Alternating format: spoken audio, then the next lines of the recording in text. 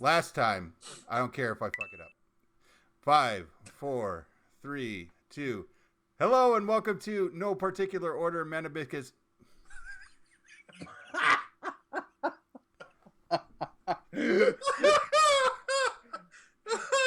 Oh, can I just start saying Hearthstone?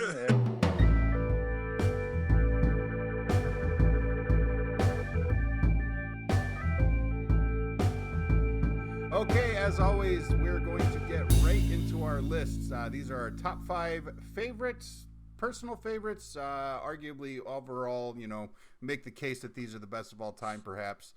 Video game protagonists. Through sheer random selection, as I vamp and think about it, Jay, you're going first. All right. But first up on my list is Faith Connor from Mirror's Edge. Outstanding game, very, very underrated. Second up is Samus from Metroid. I almost said my next one, which I'm swapping out as a last second thing for Mega Man. Third on the list is Sonic. Fourth on the list is Master Chief, followed by wow, how did I lose? Because you I slipped totally in did. Mega Man without actually making him third, and then you. Yeah. Right. Okay.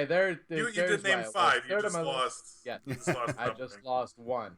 Yeah. All right. So that is my top 5. Run that down again real quick because I think some people might have blinked and missed it. So, number 1 for you was all right.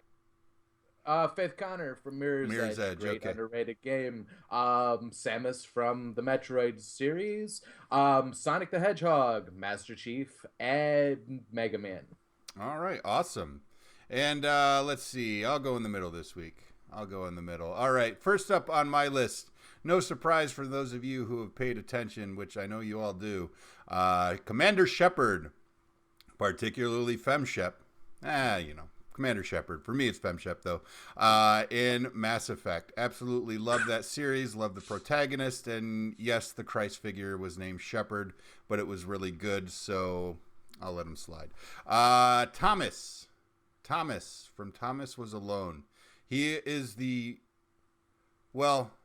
guess I could put it this way. Of all of the little blocks I have known in my time in this universe, his block was the most human. Fantastic game with characters as shapes. The shapes all had wonderful personalities. Really loved the game. Really loved the story of the game. And really loved the protagonist, obviously. Next up is none other than Nathan Drake from Uncharted. This Indiana Jones analog with, what's his name? Nolan North's ride baritone as the voice, and the games themselves are fun. Sure, he's got a witty retort for every man he murders like a sociopath. I mean, he murders hundreds of people in these games, and that never seems to really deal with the psychological impact of that, but that doesn't make him any less engaging a hero in my book. Fourth up, somebody that does murder hundreds of people, murders hundreds of monsters, and a large part of his appeal to me is the way that the games and the stories of these games dive into the psychology of a Witcher. He is the Witcher. He is Geralt of Rivia. And my final entry on this list of top 5 video game protagonists is Trevor from GTA 5.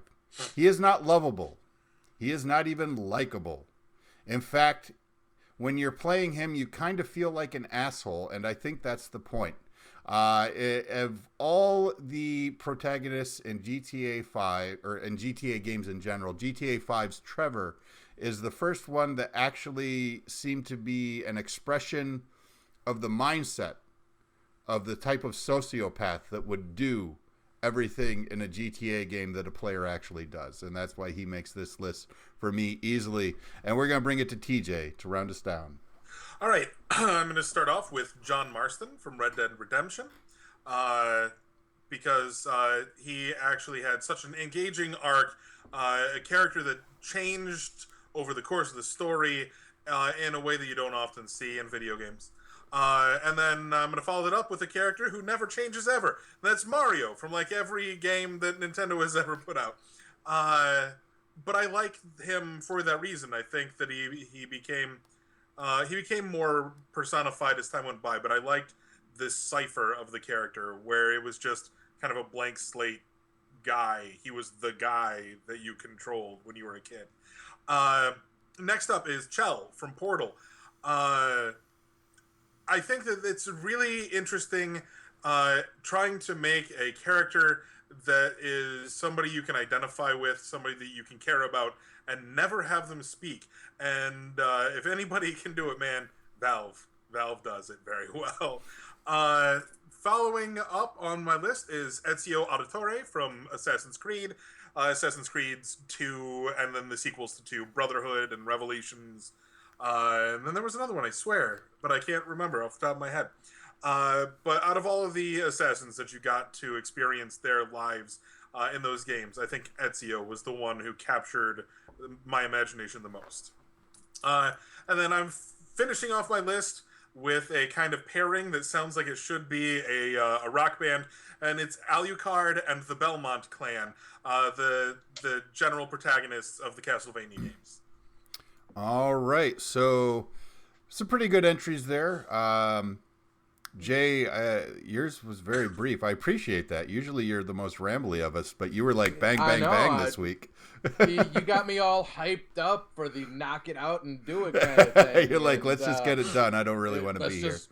No, I love 5, 4, 3, 2, 1, get.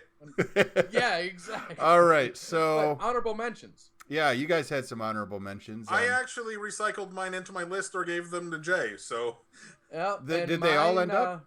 No. I know they didn't all end up. Master Chief got left off. Yeah, that's what I was No, saying. Master Chief was on mine. Oh, he was on yours. He didn't make okay. it. Yeah. All right. Well, Master Chief made it on mine. Ultimately, I swapped out Mega Man for I swapped out Mega Man for Fox. Right there at the tail end. I mean, Fox is iconic. Like the fox's tail. That's Fox McCloud. Yep, Fox McCloud, and then you can't go wrong with Lara Croft either. So yeah, you can't go wrong with Lara Croft. I said Laura, didn't I? Thank you. Yeah.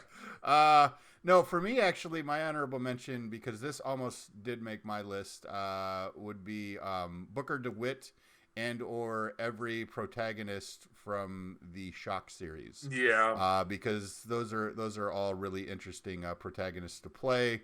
And now you're just playing these games waiting for the mind-bending twist at the end. Yeah. But unlike Shyamalan movies where you do that, they don't always suck. Although Infinite was a little... Yeah. Anyway. But yeah, it was pretty. And I hear that the DLCs were great, but I didn't play them. No, I only played the core game myself too, but I mean, on record is not much of a shooter guy, but I still liked the story, and even though it got a little, like, as a Doctor Who fan, it got a little too wibbly wobbly for my tastes at the end. It was still pretty good. All right, top 5 of top 5. Commander Shepard from Mass Effect, or I Riot. That's given. All right, and let's see, from TJ's list, unless you have a different nomination, I would pick Alucard and the Belmonts. Yep. As well as with their new doo-wop hit. Yeah, I was gonna say alongside Benny and the Jets and Gem and the Holograms. But let's see, Jay, what do you want to nominate from your list? Oh goodness, I gotta go. I'm torn. Mega Man or Samus? Samus, yeah. All right, Samus it is. Yeah, Mega Man's kind of in that Mario vein where he's more mascot. Yeah, but if you watch the cartoons or if you've read any of the like manga and stuff, like there is a big story for Mega Man. Sure.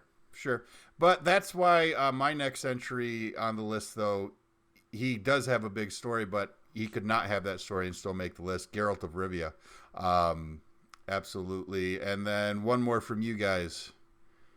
Fight amongst yourselves. Show some passion. I would throw out Master Chief. Yeah, that was my thoughts as well. So, yep, Master Chief. All right, so that's your top 5 and top 5 honorable mentions in all of our top 5 lists. Join us next week when I say legitimately The top 5 list will be top 5 video game villains. See what we did there? It's kind of like whatever. Hey, thanks for watching. We'll see you guys next week with more No Particular Order. Bye-bye. Bye. Bye-bye.